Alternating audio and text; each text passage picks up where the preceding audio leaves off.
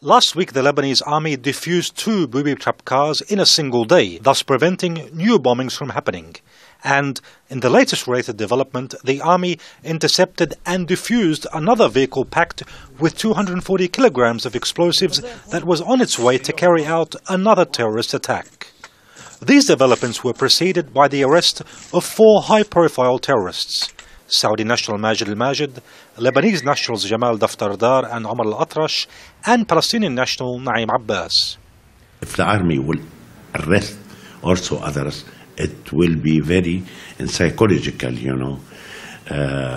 means or psychological operation. It may make kind of pressure of those terrorists. 3 of the terrorists captured by the Lebanese army belong to the Al-Qaeda-affiliated Abdullah Azzam brigades, who claim responsibility for the bombings against the Iranian embassy. Majid al-Majid was the leader of the group, while Naim Abbas has been described as its number 2 man. Such figures have even been blacklisted by Western countries and are regarded as global terrorists. The latest string of achievements by the Lebanese army in its war on terror has been followed by the formation of a new cabinet. And people here hope that this new cabinet will increase the existing momentum in this war on terror.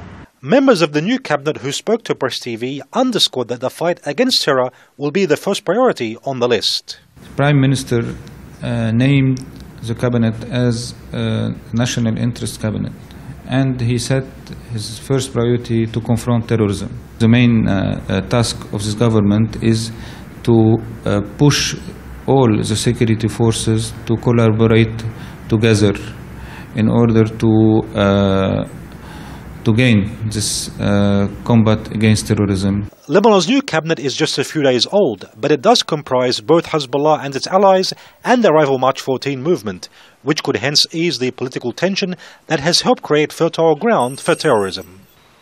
Ali Risk, Press TV, Beirut.